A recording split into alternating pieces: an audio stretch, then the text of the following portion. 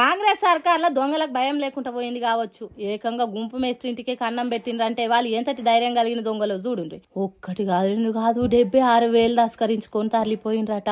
వాళ్ళ ధైర్యంలో మన్ను పోస్తే గుంపు మేస్త్రి ఇంట్లో పైసలు ఎత్తుకపోయేంత కలేజా వాళ్ళకి ఎక్కడిది కావచ్చు.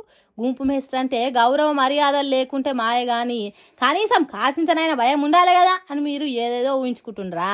కానీ మీరు అనుకునే గుంపు మేస్త్రి ఇంట్లో కాదు ఈ దొంగలు పడ్డది. హైదరాబాద్ బోరవండ ఏరియాలున్న నేతాజీ నగర్లుండే సేనాపతి హరిబాబు అనే గుంపు మేస్త్రి ఇంట్లో పడ్డారు. పాపం ఇంటిలిపాతోని పట్నంలో వండుకుంటా తాపి మేస్త్రీలతోని పని చేయిస్తాడట.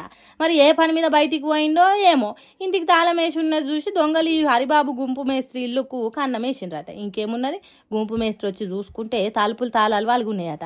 ఇంట్లోకి పోయి చూస్తే 76,000 మాయం చేసిండ్రట దొంగలు. తర్వాత పోలీసులకు చెప్తే అన్ని తీర్లు ఆరాధీసిండ్రట.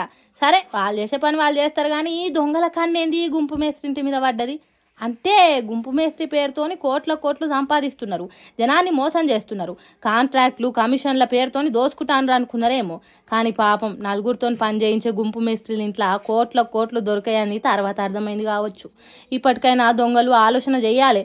గుంపు మేస్త్రీల ఇళ్ళల్లో పైసలు తక్కువనే ఉంటాయి కానీ గుంపు మేస్త్రి పేరుతోని మోసాలు చేసేటోళ్ళ ఇంట్లో ఎక్కువ పైసలు ఉంటాయనే కంక్లూజన్కు ఇప్పటికైనా రావాలి.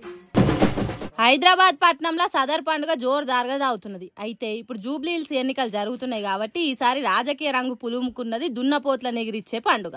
పోయిన ఏడాది సదర్ పండుగను అధికారికంగా చేస్తామన్న రేవంత్ రెడ్డి మాటలు యాదికుంటాయి కదా యాదవన్నలకు. అందుకే మాజీ మంత్రి తలసాని శ్రీనివాస్ యాదవ్ రేవంత్ రెడ్డిని ఎర్ర జోపిండు. ముఖ్యమంత్రి గారు మాట్లాడుతున్నారు అధికారికంగా చేస్తామని చెప్పి, అధికారికంగా మేము ఎప్పుడో చేసినామని చెప్పి నేను ఈ సందర్భంగా తెలియజేస్తా ఉన్నాను.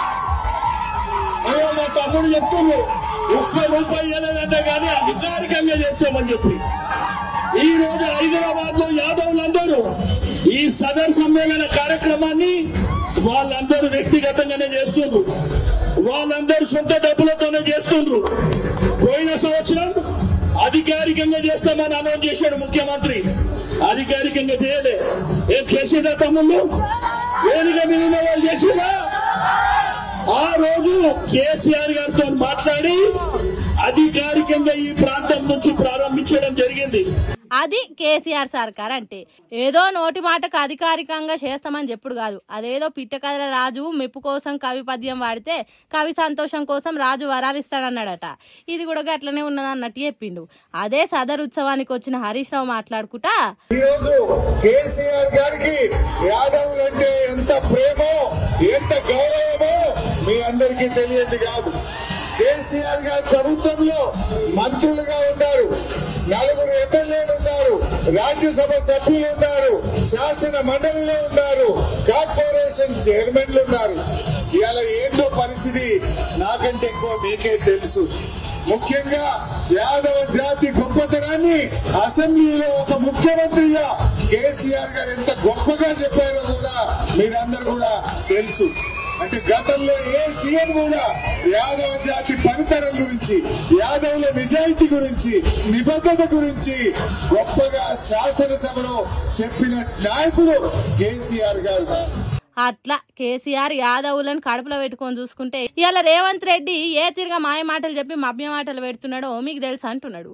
రోటికాడి మాట కూటికాడు ఉండదన్నట్టు సదర్ పండుగ స్టేజీలు ఎక్కి మీకు అది చేస్తాం ఇది చేస్తాం అని చెప్పి ఇప్పుడు ఏది లేదన్నట్టు చేస్తున్నది కాంగ్రెస్ సర్కారు.